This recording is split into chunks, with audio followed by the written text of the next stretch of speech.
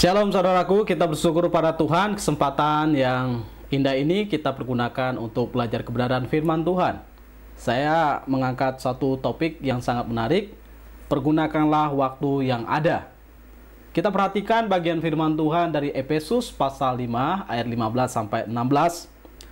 Di sana dikatakan, karena itu perhatikanlah dengan saksama bagaimana kamu hidup. Janganlah seperti orang bebal, tetapi seperti orang arif. Dan pergunakanlah waktu yang ada karena hari-hari ini adalah jahat. Menarik firman Tuhan yang telah kita baca mengingatkan kepada kita sebagai orang percaya untuk kita hidup seperti orang yang arif, orang yang bijaksana. Jangan seperti orang bebal, orang yang bodoh, orang yang sudah tahu kebenaran tapi tidak melakukannya. Maka kita dipanggil oleh Tuhan untuk menjadi orang-orang yang bukan hanya belajar kebenaran, tapi hidup dalam kebenaran. Menjadi anak-anak terang.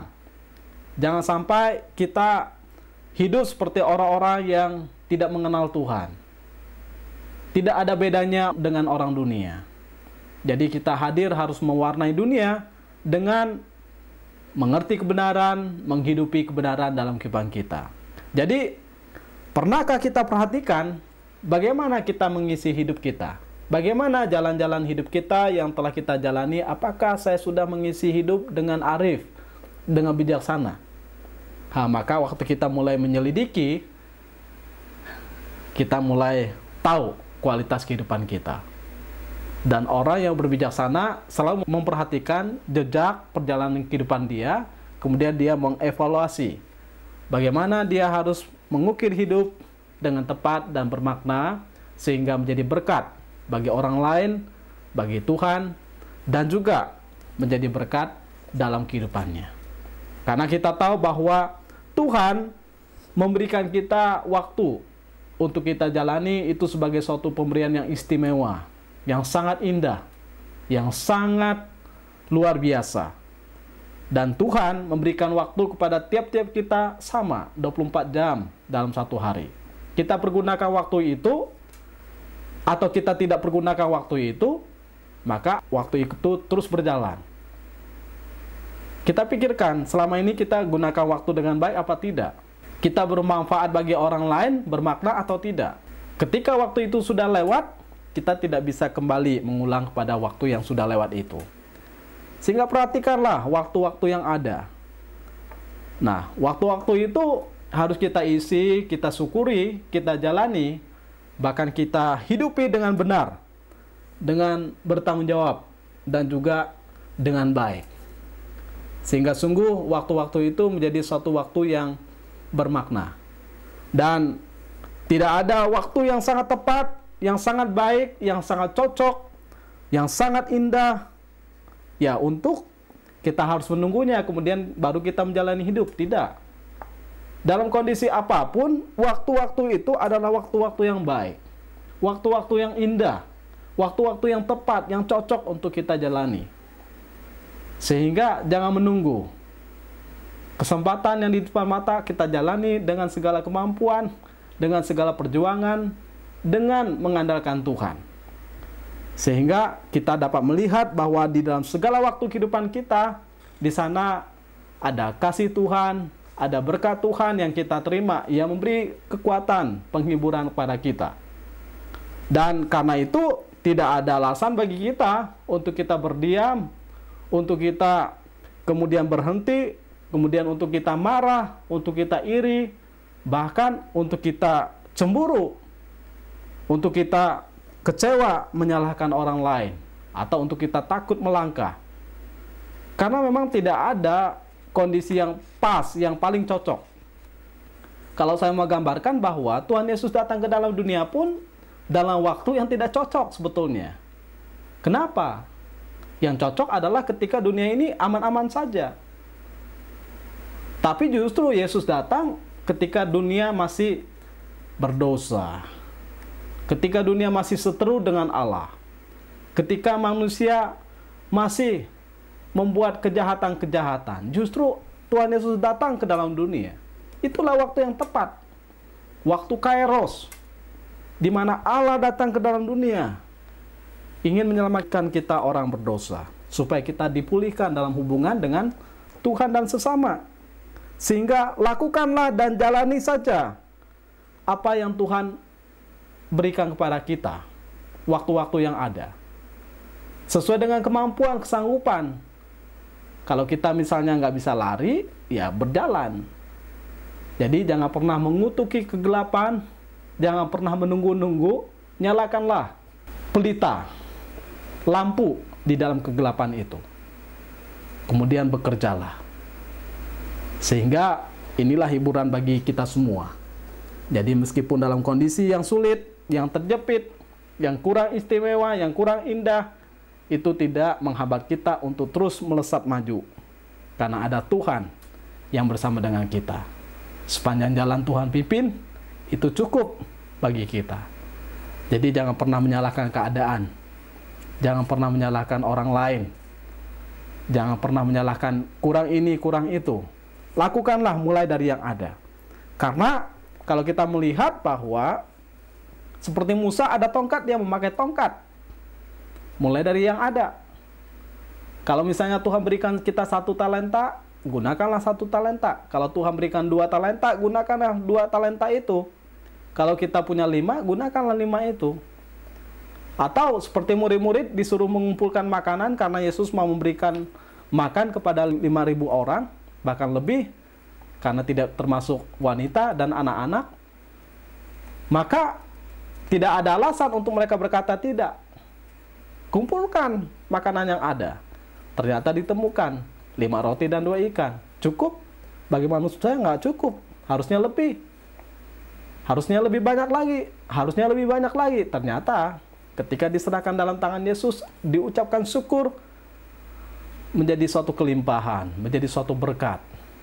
Karena apa? Mulai dari yang ada. Maka pemahaman ini terus saya mengerti bahwa kalau ada 1 benih, maka 1 benih itu cukup. Sama seperti benih sesawi, kita tanam, meskipun benih itu kecil, namun ketika tumbuh dia akan menjadi pohon yang besar. Kemudian dia akan mempunyai carang-carangnya, berdaun lebat, datang burung-burung, kemudian ada orang berteduh di bawahnya. Ternyata yang kita anggap kecil, benih, ketika tumbuh, dia memiliki potensi yang sangat besar. Nah, sehingga dalam pemahaman ini, perhatikanlah bagaimana kamu mengisi hidup. Jangan seperti orang yang bodoh. Jangan seperti orang yang bebal. Jadi perhatikanlah bagaimana kita hidup. Hiduplah sebagaimana anak Tuhan yang seharusnya. Sebagai orang yang arif, yang bijaksana. Yang terus bermakna dalam segala kondisi yang ada. Jadi yang terpenting, yang harus kita perhatikan adalah bagaimana kita hidup, mengisi hidup, dan menjalani hidup kita. Bukan bagaimana kita melihat keadaan-keadaan di sekitar kita. Keadaan bisa sekonyong-konyong angin ribut. Keadaan bisa sekonyong-konyong orang menderita. Keadaan bisa sekonyong-konyong orang mengalami kesulitan. Tapi kita bukan hidup karena keadaan. Karena kalau kita melihat keadaan, pasti mungkin kita tidak akan berdaya. Atau kita nunggu-nunggu setelah keadaan mulai pulih. Ternyata enggak. Hari ini keadaan sulit, kita tetap jalan. Hari ini keadaan enak, kita tetap jalan. Nah, itulah pemahaman orang yang percaya. Sebab kondisi hidup itu bisa berbeda-beda. Bahkan kondisi hidup manusia masing-masing kita berbeda-beda. Ada yang lebih, ada yang kurang. Ada yang enak, ada yang tidak enak. Ada yang merasa waktu ini cocok, ada yang merasa waktu itu tidak cocok, lain sebagainya. Begitu banyak alasan. Tapi ya pemahaman kita adalah Tuhan buka jalan, kita berjalan di sana. Kita mengisinya dengan isi yang terbaik, dengan isi yang penuh makna, dengan segala totalitas pemikiran, kekuatan hati kita yang maksimal untuk hormat kemuliaan nama Tuhan. Jadi semua orang, kalau mau saya katakan, punya masalah masing-masing. Tunggu masalah selesai, kadang-kadang belum selesai. Atau kita belum melihat titik terangnya. Atau tunggu saya tidak punya masalah. Semua orang punya masalah. Orang kaya punya masalah. Orang miskin punya masalah. Orang pintar punya masalah. Orang nggak pintar punya masalah. Konglomerat punya masalah. yang melarat pun punya masalah, pejabat punya masalah. Jadi kita nggak bisa melihat gambaran di luar sana. Ketika kita cerita, baru kita tahu ternyata dia lebih parah masalah daripada saya. Selama ini saya cengeng dengan diri saya, ternyata begitu banyak orang juga yang lebih parah dari kehidupan kita ternyata. Nah, hanya kita nggak tahu. Tapi waktu kita mulai tahu, wah, ternyata kita bisa bersyukur, bisa bersuka cita. Harusnya saya lebih bisa daripada dia, harusnya. Nah, maka jangan melihat kondisi. Maka jangan melihat sesuatu karena kurang ini, kurang itu, punya masalah ini, punya masalah itu. Atau jangan pernah iri kepada orang lain. Jangan pernah juga terlalu peduli ya terhadap perkataan orang lain. Karena yang menjalani kita itu yang pertama. Kalau kita berhasil, kita menikmatinya. Karena yang mengukir kehidupan kita Tuhan. Jadi hiduplah sesuai dengan maunya Tuhan. Tentu nggak ada salahnya kita dengar dari apa yang orang katakan. Hanya kalau terlalu berharap, terlalu bergantung dengan kata-kata orang, kita nggak akan maju. Karena 1000 perkataan bisa membuat kita maju kalau kita dengar, atau 1 perkataan saja bisa membuat kita berhenti. Nah, mulailah dari apa yang kita bisa kerjakan. Jadi lihatlah bahwa kepada tiap orang Tuhan memberikan ladang masing-masing untuk dikerjakan, untuk digarap. Kita sudah punya porsinya masing-masing. Karena itu pergunakanlah waktu kita. Kalau dia nggak pergunakan waktu dia, itu urusan dia. Tapi kalau ini kita nggak pergunakan waktu kita, itu urusan kita dengan Tuhan. Urusan kita dengan sesama, urusan kita dengan hidup kita. Ya, maka dalam bagian ini, lihatlah bahwa Tuhan sudah memberikan kepada kita ladang untuk kita garap, untuk kita isi, untuk kita tanam, dan kemudian untuk kita hidup setia di dalamnya. Nah, maka bagaimana kita mengisi hidup kita? Ya, harusnya kita mengisi hidup seturut dengan kehendak Tuhan. Harusnya kita hidup menyenangkan hati Tuhan. Harusnya kita hidup menjadi berkat dan terus berkarya selama masih ada, selama masih siang. Karena kalau datang malam, sudah tidak ada kesempatan lagi. Jadi perhatikanlah dengan sesama bagaimana kita hidup. Ingat, jangan seperti orang bebal, tapi hiduplah seperti orang arif, orang bijaksana.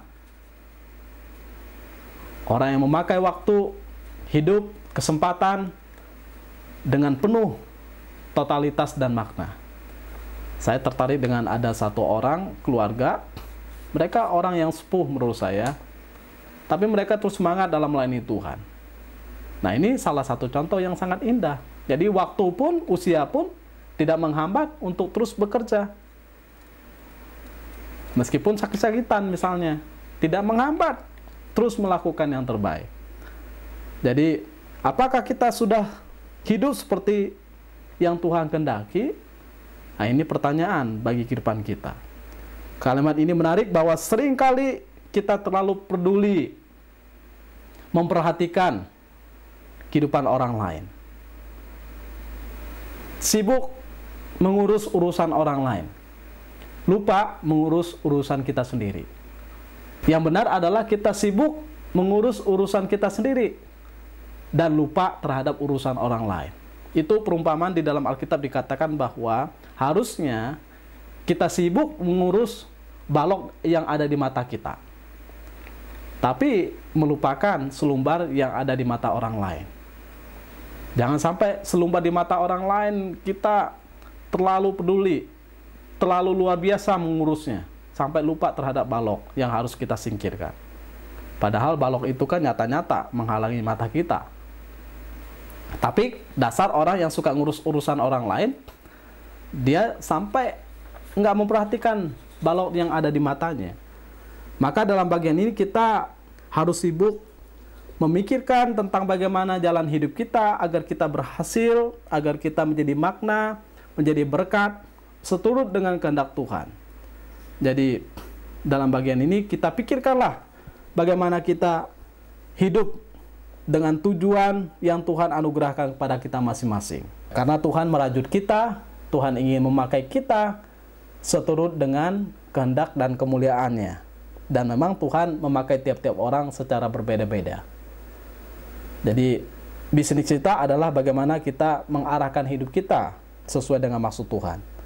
Saya ingatkan lagi, jangan seperti orang bebal yang mempergunakan hidupnya dengan tidak baik dan benar. Yang membuang waktu-waktunya, yang membuang-buang kesempatan, bahkan yang justru membuat hidupnya menderita. Jangan. Yang seringkali terjadi adalah kita seringkali memaksakan hidup kita itu harus lebih baik daripada orang lain. Atau memaksakan bagaimana kita kalau bisa menguasai orang lain. Padahal tujuan hidup kita kan bukan seperti itu. Harusnya kita berfokus pada dalam kehidupan kita. Kita hidup sesuai dengan kebenaran firman Tuhan. Pergunakanlah waktu-waktu yang ada. Ya, karena hari-hari ini adalah hari-hari yang jahat. Kalau kita nggak pergunakan waktu kita, maka waktu kita akan terbuang percuma. Kemudian kita akan membiarkan kejahatan merajalela yang kemudian mewarnai kehidupan kita. Secara tidak langsung kita membiarkan kejahatan masuk dalam kehidupan kita. Nah, dalam bagian ini kita harus begitu peduli terhadap waktu yang Tuhan berikan kepada kita. Jadi jangan bandingkan diri kita dengan orang lain, dengan kesuksesan orang lain, dengan apapun tentang orang lain. Sekarang mulailah fokus dengan hidup kita, kembali kepada diri kita, pada kehendak Tuhan bagi kehidupan kita. Jadi jangan mengukur kesuksesan orang lain, seakan-akan kita harus ada di sana juga seperti mereka. Tidak. Masing-masing kita punya anugerah berkat yang Tuhan berikan kepada kita. Ya, sehingga kita boleh saling mengisi, saling mewarnai menjadi berkat. Sehingga pergunakanlah waktu yang ada. Bagaimana kita menggunakan waktu kita? Apakah kita sudah menggunakan waktu kita dengan baik dan benar? Nah, ini suatu pertanyaan yang sangat indah. Jadi, pikirkanlah waktu-waktu yang telah kita pakai ini. Jadi, jangan kita gunakan waktu yang tidak ada. Kemudian, jangan gunakan uang yang tidak ada. Jangan gunakan orang yang tidak ada. Artinya apa? Ya, pakai segala sesuatu yang ada itu. Waktu, uang, orang. Untuk apa? Untuk kemuliaan nama Tuhan secara maksimal. Jadi jangan pernah putus asa dengan yang satu itu. Jangan berpikir tentang yang tidak ada dan menunggu yang tidak ada. Jadi mulailah dengan yang ada. Nanti Tuhan akan lipat gandakan. Semakin kita memakai waktu, rasanya ya semakin waktu yang kita pakai itu kurang ya. Semakin waktu yang kita gunakan itu semakin kurang. Kita ingin tambah, ternyata enggak, udah cukup segitu waktu kita. Tapi semakin kita nggak pakai waktu, kita rasa bosan. Kita rasa kemudian apa? Wah, waktu itu terasa panjang sekali. Nah, supaya waktu terasa pendek, ya pergunakan isi waktu kehidupan kita. Dan pastinya jika waktu kita dipergunakan dengan baik, maka akan membuahkan hasil. Membuahkan jejak-jejak yang sangat indah. Membuahkan suatu warna yang penuh dengan cahaya. Tapi kalau kita nggak mengisi dengan baik, maka waktu-waktu itu akan terbuang percuma, tidak menghasilkan apa-apa. Sehingga kalau kita memperhatikan sejarah, begitu banyak hal-hal yang terjadi dalam sejarah. Kenapa? Karena diisi. Tapi banyak juga orang yang tidak mengisi. Sehingga apa? Sehingga segala harta, kekayaan yang Tuhan berikan pada mereka, mereka bawa sampai ke kuburan. Karena apa? Karena semua talenta, karena semua berkat, karena semua hal yang terbaik yang mereka terima dari Tuhan, mereka tidak pernah mengukir dengan jejak. Sehingga kemudian segala talenta itu menjadi ikut dalam kuburan. Nah, harusnya kita jangan membawa harta, jangan membawa talenta, jangan membawa kepintaran kita pada kuburan. Bagikanlah kepada orang-orang yang masih hidup, sehingga menjadi berkat bagi orang lain. Karena memang hari-hari ini jahat. Jadi kalau kita tidak bekerja, Ingat, dunia ini akan bekerja. Dunia ini akan lebih luar biasa bekerja. Alkitab juga berkata kan, di dalam perumpamaan tentang penabur, dikatakan, ketika ada orang menabur benih gandum, maka ada orang yang menabur benih lalang. Keduanya akan tumbuh bersama-sama. Bayangkan kalau anak Tuhan tidak kerja, orang dunia terus kerja, ya kita akan kalah dengan orang dunia. Anak-anak terang melempem, menaruh terangnya di bawah gantang, harusnya ditaruh di atas kaki Gideon, maka kelihatan dunia ini yang bercahaya. Kelihatan, padahal cahaya mereka adalah cahaya daripada kegelapan. Harusnya anak-anak terang itu berfungsi membawa terang ke dalam kegelapan itu, membawa cinta kasih Tuhan, membawa anugerah Tuhan, membawa berkat Tuhan. Karena itu marilah kita berlomba melakukan kebenaran, melakukan yang terbaik, sehingga terang itu bercahaya di semua titik kehidupan dan menjadi mimbar bagi kita untuk kita berkata pada dunia bahwa kebenaran Tuhan itu lebih hebat daripada kebenaran dunia. Kita harus tahu hari kita. Kita harus tahu bagaimana kita mengisi hidup kita, supaya hidup kita ini tidak menjadi hidup yang terbuang. Jangan sampai kita menjadi orang yang bebal. Sekali lagi, kita harus menjadi orang bijaksana. Pikirkanlah tentang diri kita. Tuhan, saya ingin hidup bijaksana. Saya ingin melakukan kehendak Tuhan. Mampukan saya hidup bijaksana di dalam keluarga saya, hidup bijaksana di dalam pelayanan saya, hidup bijaksana di dalam pekerjaan saya. Karena dikatakan, sekali lagi, hari-hari ini adalah hari-hari yang jahat, tapi kalau orang percaya hidup memancarkan terang, maka kita meyakini bahwa kuasa Tuhan, kuasa terang daripada Tuhan, lebih besar daripada kuasa daripada dunia ini. Tuhan Yesus memberkati.